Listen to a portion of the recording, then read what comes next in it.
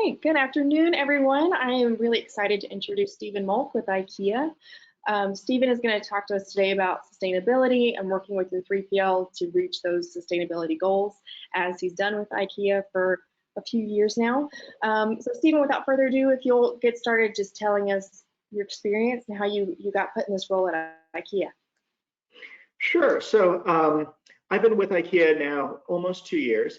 Prior to this, I was with XPO, and then my partners and I had our own home delivery company. We worked for IKEA for many years. So I think that, IKEA was our largest customer when we had our own company, and so there's a lot of familiarity there for sure. And there's a lot of experience on the service provider side that I have, being one of IKEA's service providers. So I think that was kind of the skill set that they were, or experience that they were looking for when they came to kind of the implementation of electric vehicles, which is my role now, because I can kind of see it from our provider's point of view. Sure. So prior to getting the job, with IKEA, what did you do at your former companies with electric vehicles? Well, I didn't do anything with electric vehicles prior to this job. So, that's kind of a change of gears for me personally. That prior to this, when you're running your own company, you've got a lot of other things on your mind. Obviously, you're selling, or you want to. You're looking for a profit, or financing, or new customers, or dealing with employees and folks like that. And so there's a lot of other things that you're concerned with, and I think that's probably true for most companies. That maybe sustainability isn't front of mind for some of these companies, but I think that. For starters, increasingly, sustainability is becoming more front of mind for more and more people. And at IKEA in particular, this, sustainability has been at the forefront of our policies for quite a while. We invest heavily in renewable energy. We were among the first to get rid of the LED light bulb, to get rid of the incandescent light bulbs in favor of the LED light bulbs. We practice sustainable forestry, and we have our iWay initiative for all of our vendors to make sure that they're operating in a good way. We got rid of single-use plastic bags a long time ago. There's a lot. Electric vehicles on one hand comes in on the end of a long line of IKEA sustainability efforts, and it's really pervasive here. I mean, I've worked at a number of companies in the past, but in this company, sustainability is everywhere, and it's not just like it's not lip service, it's not PR, it's in everything that we do and every meeting that we have. And in fact, my own role, I don't report up through our sustainability folks. I report up through our customer fulfillment, essentially our logistics group, and not our sustainability group. But because our sustainability goals are pervasive in everything we do, this just happens to be my project at the moment. Sure. Well, I really think it speaks to IKEA's efforts that they came to you as a carrier, as a carrier expert, to take on the role instead of from the other angle. You can learn about electric vehicles, but they really wanted to make sure you understood carriers and how they work. Yeah, I think it's a very pragmatic approach. We've tried to take a pragmatic approach to it. I mean, unfortunately, the people that work in sustainability, alone, or people that work in transportation, the Venn diagram of people that work in sustainability and transportation doesn't have a lot of overlap, so it's an interesting place to be for sure. Well, why don't we start with laying out the issue? Why you couldn't just call your 3PL up and say, hey, I need an electric vehicle, and snap your fingers and have it work? What got this started? Sure. So I mean, I think part of it is kind of the understanding of how logistics works in the United States or anywhere in the world, and to some degree, maybe this doesn't come as a surprise for some of the folks listening today, but it's logistics works by distributing as much of that by making it as flexible and variable as possible, and sharing as many assets as possible. So, so of our logistics companies that we use for home delivery, none of them actually own their home delivery fleets, right? So they don't own the trucks that they're using to deliver, goods for folks. Those trucks are actually owned by independent contractors or contract carrier drivers, which might be, small fleets of 5 or less vehicles. In fact, the Department of Transportation says that 90% of trucking companies in the United States have 5 or less vehicles, and so, those are the folks that are owning the vehicles today. And so it's hard to just snap your fingers and say, well, bring on some electric trucks, because they're not in the position to actually buy electric trucks. Even if they wanted to buy electric trucks, they're not really in a good, they don't really have an understanding of what that's going to take, and they don't own vehicles. Because once you own vehicles, then you're in a whole different business. You have to own vehicles, you have to sell them, you have to maintain them, you have to have mechanics, you have to have parts, you have all of these other things that kind of go along with that. So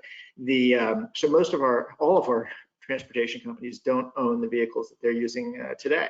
And additionally, the infrastructure, which is the second big problem big challenge of electrification, a lot of those resources are also shared. So when we outsource to a third-party logistics company, they have their own cross docks and warehouses and break bulk points, and which are usually rented, by the way, from landlords. And so we don't have the ability to install charging infrastructure at those locations. So that becomes your next big challenge. And then, everywhere you plant your charging infrastructure, it's almost like, it's very literally like planting roots, because that's where the vehicle has to be domiciled. That's where the vehicle has to begin and end its day. And so you lose a lot of that flexibility that you would get in a traditional logistics model. And so, it poses a lot of challenges to our logistics carriers. And so, it's met, I think, initially with, everybody's very supportive of our overall sustainability goals, and we haven't run into any of our carriers, that said they weren't for, electric vehicles. But I think for most people, it's just a question mark of like, wow, it's going to be hard. It's more complicated than maybe it originally, looks like when you set the goal, and it involves a lot of other little moving parts along the way. So I think that's what some of the challenges are. So there's not a now my colleagues, like in China, for example, China has a big push towards electric vehicles. There's a lot of available infrastructure. There's a lot of available electric vehicles available in the environment, and so it becomes a lot easier ask for folks to just call up your transportation company and say, hey, can you go electric? And they'll say, sure, okay. And but in the United States, it's just you have to do a lot more than that.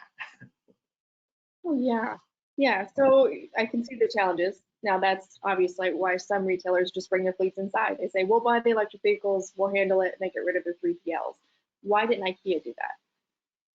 Yeah, that's exactly right. And I think you're seeing that, Amazon, obviously they're taking control of their own logistics network, and Target just bought a crowdsourcing company, and they bought Grand Junction before that. So there's been, Walmart's buying a lot of their own equipment. I think there's a lot of that, and I think that's one way to solve the problem. If you can't get it from somebody else, then I guess you're just going to have to do it yourself. We took a slightly different approach to that, because we do see the benefits ultimately in outsourcing the logistics flow because of the sharing of the assets. So today with gasoline and diesel vehicles, when we put we ship a package, that package rides along with other packages from that logistics carrier, and that helps build route density and reduce the overall cost of shipping that package. Just like when you ship something UPS, there are 125 other packages on board that truck that you're sharing the cost of that truck with. And so if you truly want to push EV adoption in the commercial space, and if we're really trying to get to 100% zero emission home delivery, which we are, I think it does kind of take a village, and it does. And if we're trying to minimize the cost impact to our customers, which we're always trying to do, then the real goal is to try to get electric vehicle delivery or zero emission delivery on the menu at our transportation carriers and share those assets and share those costs and share the benefits with all of their other customers. Sure, so that makes sense. Trying to get everybody on board at the same time, kind of pulling people along with you. So how did you guys get started? You've laid out all of these challenges. Where did you start with the IC driver? Did you start with your 3PL? How did you start knocking down these walls? Well, you know, we you start by trying to lay out a few basic principles. You know, what's in the scope of the project? What are you going to try to tackle? What are you not going to try to tackle? Where we think the infrastructure is going to go, and how many trucks we're going to need, and you know, are we and our continued support of our existing logistics providers, which, you know, we wanted to continue to work with the existing folks that we're working with today. So we're not just going to, you know, put markets out for bid and things like this. We're going to try to work within our existing setups. And so, you know, and then once we have those principles, then initially we tried to go out and look at, you know, owning vehicles or leasing vehicles ourselves, and maybe subleasing them to the drivers or something like this. But you know, there are a lot of issues with that. Some of which, you know, obviously owning vehicles, like I mentioned, you know, you're in the business of owning vehicles, right? So which comes with a lot of other baggage.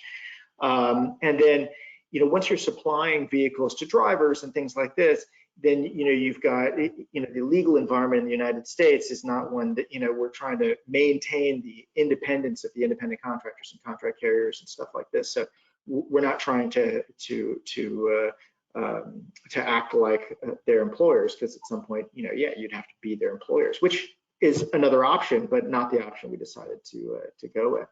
But so we decided that, you know, we would try to look at that first, but even that was difficult. There weren't a lot of leasing options out there, and there weren't a lot of folks willing to lease you an electric vehicle.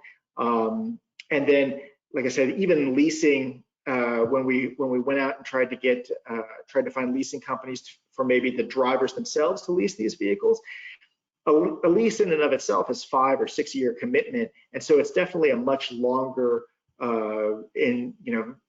commitment than we wanted the drivers to actually take. And so that's kind of how we fell on this rental model. Like, why don't we put vehicles out for rent, and that way, you know, the drivers could get in and out of vehicles in a very short time span and wouldn't be involved in this long-term financial entanglements. And we got the idea. I was sitting in a Lyft, and the Lyft driver told me he was renting the vehicle. I was like, oh, nice car. Yeah, I rent the vehicle, so I don't have to put miles on my own car. It's a great idea. Well, that's exactly what we need. We need, you know, a third party to rent these vehicles, put these vehicles out for rent, so that these folks can get in and out of the vehicles as they need to. So I think, you know, that solves, hopefully it solves the vehicle access problem. And so far so good. You know, we've just started, but we've got 10 vehicles in New York right now, and we're scaling up quickly, and so we're pretty excited about that. And so far the model's been working okay. Well, awesome. So you've got these rental vehicles. How are you working with your 3PLs to get their drivers going? Excuse me, we've had pollen season started here in Georgia this week. So while everybody else is at snow, we've got allergies. How are you working with your 3PLs to get them to get these drivers the rental vehicles and get them on board? That's great. I mean, the 3PLs, they like the model, because they're not really they don't have to do that much. I mean, other than show the drivers that this is something that's available. I mean, we don't require the drivers to rent these particular vehicles. The drivers could show up with their own electric vehicles or find other ways of getting access to electric vehicles, maybe a lease in the future or something like this, and that would be totally fine. But you know, since we're trying to push, you know, zero emission delivery in New York and LA to start, then, you know, having these vehicles available and saying, you know, look, you know, we want you to provide delivery using zero emission vehicles. And by the way, there's these vehicles in the back lot here that are for rent, and you can use those vehicles to perform that delivery. And I think once we get it at scale, then, you know, we'll be able to say, well, look, we have to provide all of the deliveries within New York City or LA with zero emission vehicle of one type or another. It doesn't have to be these rental vehicles, but, you know, they are convenient, and we've tried our best to make them as easily accessible as possible. I mean, the drivers themselves, it's pretty easy process. It's an app, right? We're using Fluid, which is a commercial truck share app in New York and LA. And they just download the app, they fill out the profile, and they go through the process of renting a vehicle. It's all hands-free. You know, they access the vehicle remotely, and the doors unlock, and you get in, and you're off. So I think it's as far as the rental process itself goes, it's been pretty seamless.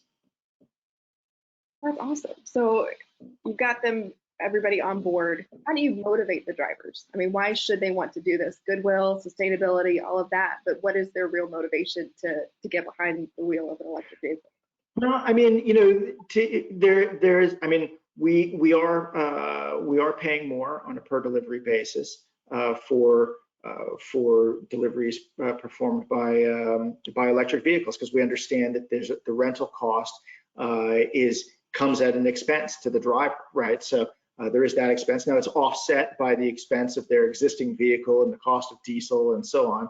So, but you know, there is a delta there. I'm not exactly sure what that delta is, but there is a delta there, and you know, we do pay a premium to kind of, you know, to overcome that delta. So there's that, and there's the understanding that IKEA's goal, our ultimate goal, is to perform all of our home deliveries with zero emission vehicles. And so, you know, if this process doesn't work, then, you know, we're going to have to try something else. And, you know, what that something else would be, I don't know. You know, do we have to own vehicles and put our own drivers in them at that point? Do we have to, you know, what do we have to do? But we're going to get to that zero emission goal. It's just a matter of how we're going to do it. So I think that, but to be perfectly honest, the drivers that I've spoken to and that are driving these vehicles have been very enthusiastic, not only for the overall sustainability goal, which I think that a lot of people are on board with anyway, but also, you know, to be driving these, you know, brand new electric vehicles. I mean, I think that's kind of a hoot anyway. You know, when we brought them out to the yard, everybody wants to take a look, open the hood, see that there's no engine inside. You know, it's exciting for me. It's exciting for them, and I think it's so there is a lot of goodwill. So I don't want to downplay the goodwill either. So I think there's that as well. Sure. So you mentioned this app Fluid, but are you guys mandating a certain kind of electric vehicle? A lot of retail companies partner with these electric vehicle companies, and they're all on board with XYZ. Or is IKEA agnostic? How are you guys doing that? Yeah, one of the benefits of this rental program is that we are agnostic. So we can choose from multiple OEMs to put onto the platform. Today we're using 2 different OEMs. Part of that is that, you know, a lot of the OEMs out there producing electric vehicles, at least initially, have been startup companies, companies without a long track record. And when it comes to commercial vehicles, you know, the EPA doesn't produce, you know, third-party independent statistics on mileage and range and stuff like this. So it's very difficult to tell, you know, which vehicle is going to be right for the job, and so you really have to try them out. And you know, the rental platform gives us an opportunity to kind of try those vehicles out. And I think that it also means that, you know, we haven't put all of our eggs in one basket, so to speak, you know, and the technology is changing rapidly and is changing constantly. And so we want to make sure that we try to access the newest, most advanced vehicles we can, as they become available to us. So we're constantly talking with manufacturers to try to find out, which vehicles would be optimal for our purposes, and then put them on the platform when they become available. In the meantime, I think we've had some good luck with the with the OEMs we're using now, and they've been very supportive as well to get on the platform and give it a try. And yeah, I think it's worked out. I think it's worked out well for everybody. But yeah, we do remain agnostic to the OEM under this model. We're also agnostic to the driver, and we're agnostic to the logistics company, quite frankly. So any of those things could change, and we still have access to the vehicles in the rental fleet, which is great. Awesome. So does your strategy change depending on what you're delivering, a parcel versus a couch or something larger? Sure. So I mean, initially, parcel parcel is done by the parcel carriers, and so we're focusing on home delivery, this kind of scheduled home delivery, that more traditional home delivery model. But we're in constant contact with the parcel companies, hoping that as those parcel companies electrify and as they offer electrification in certain areas, that we'll be able to take advantage of that. So at the moment we're focusing on big and bulky, which is a little bit of a different model, and it's also one that frankly IKEA has more sway with, because in a big and bulky truck there may be 15 to 20, 25 stops on board a big and bulky truck, whereas like on a UPS truck there's like 125 or more stops on that truck. And so in order for us to have the kind of density that you would need to influence the vehicle decisions for a parcel truck, you'd have to have a lot of packages and a lot of density to be able to do that. You'd have to be like an Amazon or something like this. But but for us, we happen to have a lot of big and bulky stuff that we sell, and so filling up a truck with 15 or 20 stops is very doable for us. And so that becomes kind of the focus of our attention when it comes to electrification, that we could actually have these trucks and they could be dedicated to IKEA, because that's where the charging infrastructure is, even though that's not the ultimate goal. In this initial goal, I think it's important to be able to have enough freight to fill these trucks, so you're getting some kind of route density, the route density that you're going to need to make these economically viable, right? So yeah. Sure. So you guys have been doing this for a little while now, and I'm sure it hasn't been flawless. What challenges have you seen along the way? What mistakes have you made? I'm sure you've gone in the wrong direction a couple times and had to pivot. What have you learned? Well, learned a lot. Learned a lot. I mean, I think a lot of these, first of all, the electric vehicles in the commercial electric vehicles are relatively new, so they're going to be issues with them from time to time. They're going to be parts will fail, they'll have to be replaced, technicians come out. I mean, all these vehicles are brand new, so they're under warranty, and like I said, the OEMs have been pretty supportive about that.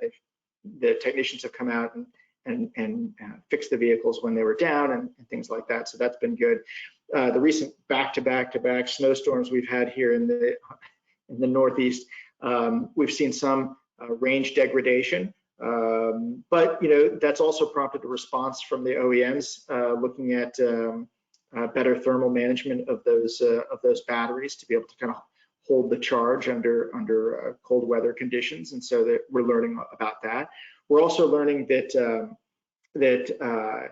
our original thinking around using level 2 charging for commercial electrics, which requires them to kind of stay plugged in overnight, is actually a really great thing for the thermal management of the battery, right? Because the truck is plugged in all the time, and so when it gets cold at night or when you receive a snowstorm or something like this, that the battery is able to maintain itself during that period of time, which is something you wouldn't get if you were fast charging batteries and then disconnecting the fast charger and then fast charging the next vehicle and so on. You'd have a bunch of vehicles by the time the morning comes around that haven't been plugged in for hours, and you might not have the same kind of thermal management. So I think there's a lot of those types of things that that we're learning along the way. And I'm learning a lot about construction, what it takes to get permits and put and trench and order stuff and get it all. I mean, there's a lot of stuff that goes into putting installing charging infrastructure, and a lot of things that go into the vehicles. But we're learning as we go. And I mean, I think that's there was no way that we were going to be able to kind of test a lot of these things, before diving in. So I think in that respect, experience is kind of the best teacher. Sure. Now, you guys have, again, been doing this for a little while, but where do you see it going? Where do you see more retailers hopping on board? Are people getting over their fear of these challenges? I do. I mean, I think that's exactly where I see it going. I mean, I think that when you look at electric cars, companies like Tesla have pushed the envelope and forced other car manufacturers to get into the electric vehicle market. I think it's changed consumer expectation around electric vehicles, at least in that consumer category. And I think that in the commercial category, we're going to see that too. You've seen a couple high-profile announcements of, Ford is coming out with the electric transit cargo van, and you're seeing General Motors just announced an electric delivery van. And so, what used to be a bunch of startups and things like this are now, that's starting to kind of settle in a little bit, and the big boys are starting to give this a look and start thinking that maybe we ought to be getting into this space, because we see a lot of companies that are interested in this. And I think that for the companies that I've talked to, my colleagues at other companies with bold sustainability goals are kind of in the same place that IKEA is, where we're trying to figure out how to solve these problems, even though we outsource our logistics networks. And so I think that there's demand out there, and it's only getting larger as these sustainability goals start to become get closer and closer to reality. And so there's going to be increased demand for commercial electrics for sure. Just the same way that there's increased demand for consumer electric vehicles, and they're going to get better. That's the other thing. I mean, the technology will improve, the ranges will improve, the payload capacities will improve, and that's good. And that's going to just that will drive demand for these vehicles as well. So it'll become the new normal. It's going to take a little while, but maybe not as long as folks think. I mean, how long did it take before everybody swapped their flip phones for a smartphone? I mean, it didn't take that long. So when the technology is out there, and when it's easy to use, and when it's available at a reasonable price, then it'll be adopted quickly. So we're just waiting for it to get there. But that is the ultimate goal. That is our goal as well, right? So our goal of trying to get electric vehicle delivery on the menu at our transportation providers is ultimately what we're trying to accomplish, because once they are offering zero emission delivery to their customers, then that solves a lot of the problems for these companies that have these sustainability goals, right? So let's say, logistics company XYZ offers zero emission delivery. Well, all of a sudden, it's got all kinds of customers that are saying, hey, I can use XYZ Corp and I can achieve my sustainability goals. And that's all I have to do. So let's pick up the phone. Let's give these guys a call. That's what we're trying to do, because ultimately, if I have like an IKEA only fleet, or if I have IKEA only infrastructure, like the only infrastructure I have is I have to build and put in my parking lots and stuff like this, then that's not really a great solution for me. We're not sharing the cost of that asset. We're not sharing the cost of the vehicles and so on. We're assuming 100% of that cost. Whereas today with gasoline and diesel vehicles, I don't pay for gas stations. I don't pay for vehicles. I don't pay for any of that, because those costs are shared by all of the other customers and all of the other drivers and people that share the road. So that's ultimately where we need to get to. Sure. Well, with our last couple minutes, if you don't mind, we're going to go through just a couple of the questions that have been submitted. Sure. The first one is, what are you doing with trucks other than electric? So trucks that run on natural gas or other alternate fuels, is IKEA using any of those? So Our goal is 100% zero emission. So it's in some ways it's clarifying. So I can't use hybrids or anything like this. I'm still open to other alternatives, hydrogen-powered vehicles, hydrogen fuel cell vehicles, things like this. I think would be great. I think that the price point is still a little bit high at the moment, but I think it's coming down, and I think that's going to be that could be a real contender in the future. And always open to other, new technologies as they come on board. The great thing is, again, because we have the rental model, we can, if one of these vehicles hit a price point where it was economically feasible to try out, we could put it on the platform and try it out. Let's give it a whirl. Part of the problem there is if you're going to go hydrogen, for example, you need a certain amount of hydrogen infrastructure close by, or you're going to have to install it yourself. And so now we get into the infrastructure problem, which is probably a bigger barrier than the vehicles themselves. But you're always open to new technology, but our mandate is pretty clear. It has to be zero emission. Sure. So which one would be harder, an electric vehicle or a hydrogen vehicle? Is it harder to? Well, if you're the driver, the hydrogen is much easier because it's combustion. I mean, well, in a fuel cell vehicle, it's creating electricity through the fuel cell. Or in some cases, it's burning hydrogen, anyway. But the ranges tend to be a lot longer. You can store a lot more hydrogen on board than you can, in a battery. So you'll have better ranges. You'll have faster refueling and things like this. But like I said, it is more expensive. So there's that. Yeah, you go back and forth, and I think we have time for just one more. You've already kind of talked about this, about how important sustainability is at IKEA. Is this their top goal? How are they seem to tie it in everywhere. Is that accurate? Yeah, it's a global goal.